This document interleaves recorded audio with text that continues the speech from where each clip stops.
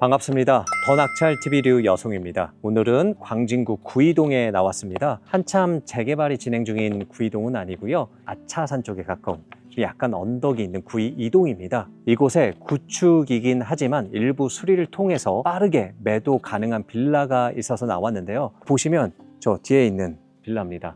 눈에 보이기에도 세월의 흔적이 좀 느껴지시죠? 오늘 물건은 2002년도에 지어진 22년 된 좀 구축 빌라이긴 합니다. 그런데 이런 빌라를 투자하신다라고 하면 빠르게 매도가 안 될까봐 좀 걱정이 되시긴 하시죠. 이 주거용 물건은요, 시간과 가격의 문제이지 어쨌든 매도는 됩니다. 우리가 경매로 낙찰받았다라고 하면 수익은 나야 되고요. 그리고 팔릴 때까지 마냥 기다릴 수는 없잖아요. 그래서 얼마에 매도할 수 있는지, 또 어떤 부분을 손을 보면 빠르게 매도할 수 있는지 생각하시고 조사하신 다음에 입찰을 하셔야 됩니다. 남들과 똑같이 하면 낙찰받기도 쉽지 않고요. 크게 수익이 남지도 않습니다. 이 부분들은 여러분들이 유튜브 영상을 통해서 배울 수 있는 게 아니라 실제로 내가 경험하면서 투자하면서 배워가실 수 있는 겁니다. 그럼 오늘 물건 같이 살펴볼 텐데 그 전에 우리 경매 정보지부터 보고 시작을 하도록 하겠습니다. 자, 오늘 물건은요, 광진구 구이동에 있는 다세대 주택입니다. 대지가 13평이고 건물 면적이 23평입니다. 감정가는 3억 5,800에 나왔고요. 현재는 한 번 유찰돼서 2억 8,600만 원대 경매가 진행 중에 있습니다.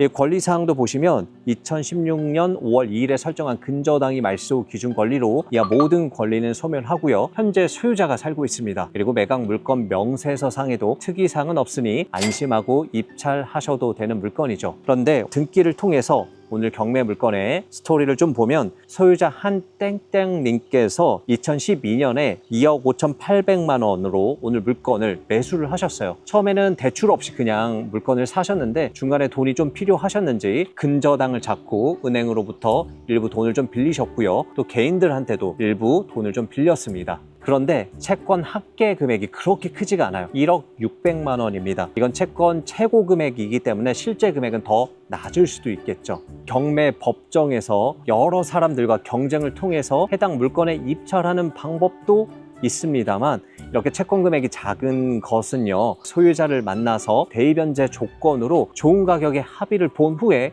물건을 사는 방법도 있습니다. 좋은 가격에 살 수 있다라고 하면요, 이건 나 혼자만 살 수 있으니까 경쟁 없이 이 물건을 살 수 있는 거죠. 근데 대의변제가 뭐예요? 예. 대의변제는요, 소유자가 가지고 있는 빚을 대신 갚아주고 그다음에 이 등기상에 있는 여러 권리들을 말소시키는 것을 뜻합니다. 대의변제는 낙찰자가 낙찰받고요, 잔금 납부하기 전까지도 가능합니다. 이렇게 하면요, 총 두 가지 방법이 있습니다. 경매 진행 중이라고 하면 소유자를 만나서 합의해서 대의변제로 이 물건을 사는 방법이 있고요. 두 번째는 누군가 낙찰을 받았다라고 하더라도요, 소유자를 만나서 합의를 한 후에 낙찰자가 잔금 납부하기 전에 경매를 취하시키는 방법도 있습니다. 요즘 경매에서 경쟁률 굉장히 치열하잖아요. 이렇게 채권 금액이 낮은 금액은 내가 한 발자국 더 움직여서 합의를 한 후에 경쟁을 줄이고 쉽게 받아가는 방법도 있습니다. 하지만 오늘 물건은요, 지금 확인되지 않는 세금 압류 부분이 있거든요. 근데 이거는 매매 계약하기 전에 반드시 확인은 좀 해봐야겠죠. 근데 그럼 보통 소유자들이 승낙을 잘 해주나요? 이거는 합의하기 나름인 것 같아요. 합의하는 것도 경험이고 방법입니다. 그것도 배우셔야 됩니다. 어떻게 합의를 도출하느냐, 이것도 실력이 되는 거죠. 우리 회원님 중에 한 분도요, 계속 경매를 폐찰하시다가 채권 금액이 낮은 잠실에 있는 물건을 협의를 통해서 또 받아가셨습니다. 그럼 우리 물건을 좀 살펴보러 가시죠. 이렇게 좀 내려가 보면요, 경사가 이렇게 져 있네요. 네, 이게 아차산 역에서는 10분 거리에 있어요. 굉장히 가까운 거리긴 한데 여기 아차산이거든요. 구릉지가 좀 있을 수밖에 없다라는 점은 약간 좀 불편사항이긴 하겠네요. 그리고 오늘 물건 보면 붉은색 벽돌은 아닌데 오렌지색 벽돌이에요. 옛날 느낌이 나죠. 그리고 301호거든요. 강 PD님 보기에 한 호실이거든요. 일반적으로 봤던 빌라보다는 넓이가 어때요? 훨씬 넓어요. 굉장히 넓죠.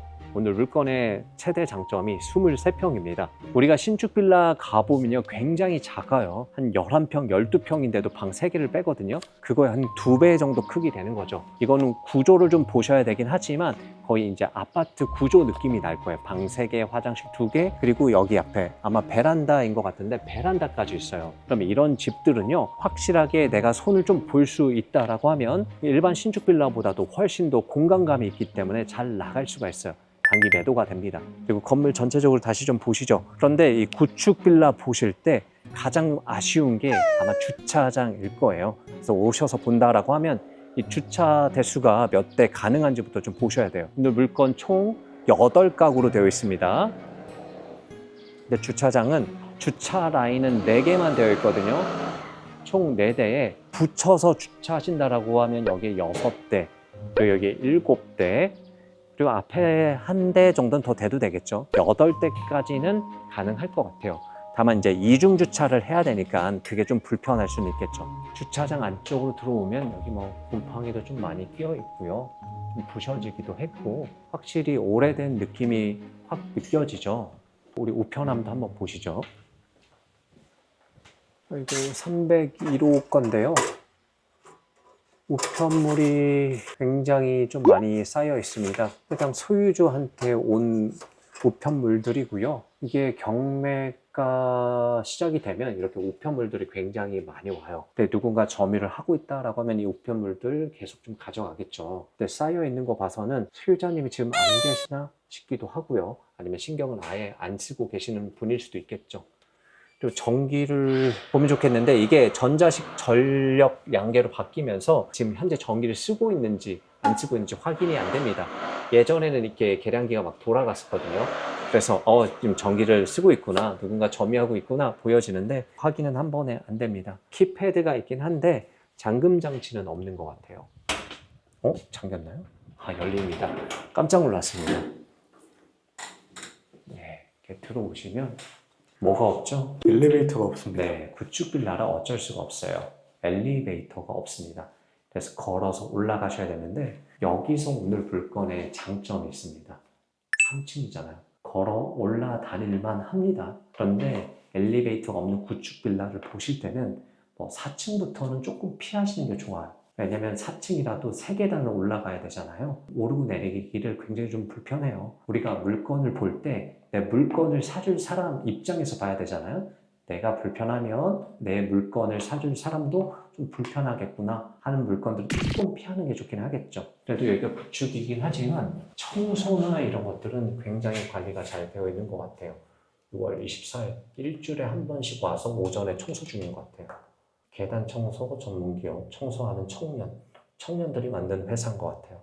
그리고 타일이나 이거는 깨진 데가 몇 군데 있긴 하지만 굉장히 깨끗해요. 확실히 외벽을 대리석으로 마감을 하거나 안에 타일로 마감을 하면 관리하기가 굉장히 좋아요. 이거 봐요. 페인트 칠한데 벌써 이렇게 막 벗겨지잖아요. 지저분해 보이죠. 여기는 뭐 타일로 할 수가 없으니까. 여기가 201호, 202호. 한층 더 올라가야 됩니다. 네, 여기가 301호. 우편물은 조금 쌓여있긴 했으나 등기 온 거나 이런 게 부착되어 있지 않는 거 봐서는 점유는 하고 계신 것 같습니다. 네, 문틈에도 먼지나 이런 건 하나도 안 쌓여있어요. 확실히 물이나 이런 건 좀 옛날 느낌이 있죠. 구조는 301호나 2호 라인이나 제가 봤을 땐 똑같거든요. 경매로 입찰하신다라고 하면 윗집이든 아랫집이든 옆집이든 괜찮으니까요. 빌라는 반드시 내부 구조를 좀 보셔야 됩니다. 상관없지만 옥상도 한번 좀 가볼게요. 화분 또 이쁘게 좀 가꿔 놓으셨네요. 어디든 빌라든 다가구든 가면 좀 손재주가 있으신 분들이 있는 것 같아요. 4층, 여기가 5층. 어때요? 힘들죠, 강 PD님? 네. 5층에 있는 거, 4층에 있는 거 확실히 내가 힘들잖아, 오르고 내릴 때. 저도 숨차요. 매도하기가 쉽진 않아요. 그래서 엄청나게 입지가 좋다라고 하면 상관이 없는데 3층 정도까지만 보시는 게 좀 좋지 않을까 생각을 해봅니다. 뭐 4층이든 5층이든 가격만 맞다라고 하면 매도는 됩니다. 이렇게 더 올라오시면 옥상이 있죠. 옥상이 또 2개가 있네요. 2개가. 2개로 보이지만 하나로 이어져 있습니다. 어느 문을 가든 길은 똑같은 것 같아요. 여러분들이 어떤 학원을 선택하시든 결국 더 낙찰로 오게 되어 있습니다. 죄송합니다. 그리고 방수 페인트나 이런 것들은 그래도 중간에 어느 정도 관리는 계속 하고 계신 것 같아요. 나쁘진 않습니다. 우리가 3층이기 때문에 크게 뭐 신경 쓰진 않아도 되긴 하는데 옥상만 보더라도 입주민들끼리 어떻게 소통이 되는지 안 되는지는 우리가 확인을 해 볼 수가 있습니다. 그리고 확실히 이쪽으로 하면 아차산이잖아요. 뭐 산바람이 좀 이렇게 불어오는 것 같아요. 굉장히 또 시원합니다. 확실히 우리가 구릉지에 좀 있다 보니까 뷰가 굉장히 좋아요. 약간 산에 와서 내려다보는 느낌들이 있죠. 여송쌤, 네. 아까 인테리어를 하면 좋겠다고 말씀하셨는데 비용을 어느 정도 잡으면 좋을까요? 사실 인테리어 비용은 진짜 천차만별입니다. 방 하나 수리하는데 어떻게 꾸미느냐에 따라 굉장히 다르긴 한데 너무 뭐 화려하게 하실 필요는 없죠. 인테리어 업체에 맡기면 이게 한 22년 된 구축이기 때문에 배관이든 아마 다 수리를 좀 하긴 하셔야 될 거예요. 그럼 평당 한 150 정도 얘기를 할 거거든요. 그럼 지금 3,000에서 한 3,500까지 비용이 나갈 수 있겠죠. 그런데 여러분들이 조금만 수고를 한다라고 하면 훨씬 더 저렴하게 할 수 있습니다. 저희가 지난번에 인테리어 관련된 영상을 올리긴 했었거든요. 이게 약간은 반셀프인데 비용이 훨씬 더 저렴하게 할 수 있습니다. 제가 아직 비용 공개나 후속 영상을 못 찍긴 했는데 그때 저희가 뭐 이 정도 크기에 중문도 하고 신발장도 하고 싱크대도 다 바꾸고 화장실 2개 있어서 싹 다 타일이랑 거울 부분까지 다 바꾸고요. 도배도 하고 조명까지 다 하고 필름지 작업까지 다 했거든요. 이렇게 해서 한 1,200 정도 나왔습니다. 업체에 맡기면 3,000 이상 들어갈 텐데 거의 한 뭐 60% 수준, 50% 수준에 진행을 한 거죠. 이런 부분들도 여러분들의 경험이 굉장히 중요합니다. 그러니까 진짜로 투자를 통해서 이런 것들 경험해 나가셔야 됩니다. 그리고 이렇게 깨끗하게 해놓잖아요. 구조가 굉장히 괜찮기 때문에 빠르게 단기 매도도 가능합니다. 그리고 구이동이 사실은 굉장히 좀 낙후된 지역이긴 해요. 이게 보시면 굉장히 오래된 빌라나 단독주택이나 연립주택들이 굉장히 많거든요. 그런데 구이동도 이제 재개발 얘기가 좀 나오고 있습니다. 아까 아차산역에서 여기까지 한 10분 정도는 걸어올 수 있잖아요. 역세권 범위 안에 들어가거든요. 그래서 역세권 재개발 예정으로 구역이 지정이 된 거는 아닌데 이제 슬슬 얘기가 나오고 있습니다. 지금 서울의 아파트 신축 공급이 굉장히 부족해요. 27년까지도 부족할 것으로 예상이 됩니다. 그래서 정부에서 또 서울시에서 어떻게든 신축 아파트를 짓게끔 만들기 위해서 재개발이든 재건축이든 프로세스 간소화시키고 그다음 어떤 기준들도 완화시켰거든요. 어떻게든 빨리 진행하라고. 그런데 지금 건축비도 많이 상승을 했고요. 인건비도 많이 올랐습니다. 그래서 건축 원가 자체가 많이 올라가 있는 상태예요. 그래서 지금은 진행되기가 쉽지는 않을 수도 있습니다. 하지만 지금 이대로 두면 아파트 시장 가격이 계속해서 폭등하면서 올라갈 수밖에 없거든요. 가격이 올라가면 어떻게 되겠어요? 그때 가서는 아파트 새로 지을 수 있는 분양을 할 수 있는 시기가 좀 찾아오겠죠. 중요한 게 뭐냐면 이 구역에 재개발이 진행된다라고 하면 주변의 아파트 가격이 굉장히 중요해요. 그래야 얘가 분양을 할 수 있는지 여부를 확인할 수 있기 때문에 그렇습니다. 근데 보시는 것처럼 주변에 아파트가 없어요. 이 구이 이동에는 다 단독주택 그리고 빌라, 다가구거든요. 하나 유일하게 보이시는 게 이쪽에 어린이 대공원이 있는데 조금 더 가면 아파트가 약간 있어요. 레미안 파크 스위트가 있는데 이게 현재 전용 84 기준으로 한 15억이 넘어가고요. 이쪽으로 조금 더 가면 이제 광장동이잖아요. 광장동에 그나마 조금 합리적인 가격을 가진 아파트들도 전용 84 기준으로 15억, 16억 넘어갑니다. 그럼 어때요? 이 동네 아파트 생긴다라고 하면 그 정도 수준은 올라갈 수 있잖아요. 그럼 충분히 재개발이 진행이 된다. 그리고 동의율이 어느 정도 나왔다라고 하면 빠르게 진행이 될 만한 지역이라고 보셔도 될 것 같아요. 사업성이 있을 거예요. 네. 그리고 여기가 재개발이 아니어도요, 살기에 그렇게 나쁘진 않아요. 아까 말씀드렸던 것처럼 이 아차산역에서 10분이면 올 수 있습니다. 살짝 언덕이 있긴 하지만. 그리고 이 아차산역을 이용하면 우리가 강남이든 여의도든 광화문이든 다 30분, 한 40분 안에는 다 갈 수 있거든요. 서울 주요 일자리까지 접근성이 괜찮죠. 그리고 차량을 이용하시더라도 이 청담대교나 영동대교 건너가면 바로 강남이 있죠. 나쁘진 않고요. 그리고 아차산역 주변으로 상권 인프라도 굉장히 잘 되어 있어요. 먹거리라든지 생활 인프라라든지 병원이든 굉장히 잘 되어 있고 심지어 거기 이제 군자역까지 가구 거리도 있잖아요. 그리고 이 친환경적인 인프라도 좋습니다. 바로 뒤에 아차산 있고요. 이쪽으로 가면 제가 좋아하는 어린이 대공원이 있습니다. 서울 어린이 대공원. 어린이가 아니어도 갈 수 있는 대공원인데 제가 뭐 나무나 숲을 굉장히 좋아하기 때문에 가끔씩 가거든요. 산책하면 굉장히 좋더라고요. 그런 숲세권까지 누릴 수 있는 좋은 환경에 있는 빌라라고 보시면 되겠네요. 그럼 재개발할 경우에 추가 분담금은 괜찮나요? 추가 분담금은 지금 단계에서 계산하기는 어려워요. 그러니까 사업성 여부이긴 한데 글쎄요. 우리가 그 초기 단계에서는 그냥 두 가지만 확인하시면 될 것 같아요. 첫 번째는 조합원 수가 몇 명인지, 분양했을 때 몇 세대를 분양할 수 있는지 보셔야 되고, 주변의 아파트 가격까지 확인을 해보면 얘는 좀 될만하다, 얘는 추가 분담금이 크다 적겠다 정도 얘기가 나올 수는 있겠죠. 이거는 사업 시행 인가를 받고 간평 가격이 나와야 그때 가서 정확한 건 알 수는 있습니다. 지금 뭐 계산하려고 해봤자 어차피 추측일 뿐이고 정확하게 나오기는 어렵습니다. 여승쌤, 옥상에 에폭시를 할 경우에 세대원마다 돈을 걷어가지고 해야 되나요? 원래는 입주민들끼리 활발하게 소통이 된다라고 하면 전체 세대가 그 관리비로 옥상에 방수 페인트를 합니다. 근데 만약에 소통이 좀 안 된다라고 하면 거의 탑층에 계신 그 두 세대만 돈을 모아가지고 하겠죠. 그래서 입주민들이랑 어떤 관계가 있는지 또 소통은 잘 되고 있는지가 굉장히 중요하겠죠. 그래서 가능한 탑층은 좀 피하시는 게 좋아요. 아무튼 이렇게 전체적으로 물건을 좀 둘러봤고요. 내려가서 제가 좀 나머지 부분 정리를 좀 해드리겠습니다. 주변에 매물이 어떻게 나와 있는지도 좀 확인을 해봤습니다. 앞에 보이시는 게 2003년도에 지어진 빌라이긴 하거든요. 우리 건 2002년도에 지어졌는데 확실히 대리석으로 마감하니까 1년 차이밖에 안 나는데 훨씬 더 요즘 빌라 같긴 하잖아요. 저게 현재 대지가 11평이고 면적은 20평인데 3억 8천에 매물이 나왔습니다. 물론 내부 인테리어는 조금 되어 있어요. 지금 한 건 아니고 한 4년, 5년 정도 된 것처럼 보입니다. 그리고 이 동네 실제 실거래도 좀 활발하게 일어나고 있는데 실제로 오늘 물건 있는 빌라에서도 4층에 작년 6월에 3억 8천에 매도가 좀 됐었고요. 그리고 이쪽 골목을 지나서 빌라들이 굉장히 많이 있는데 비슷한 연식의 빌라가 20평인데 작년 12월에 또 3억 8천에 매도가 됐고 또 이쪽으로 돌아가서 22평짜리 좀 오래된 빌라 이게 올해 1월에 또 심지어 4억 5천에 거래가 되기도 했습니다. 물론 이제 인테리어는 되어 있을 거예요. 어느 정도 되어 있는지는 우리가 실거래된 건 지금 확인은 안 되니까요.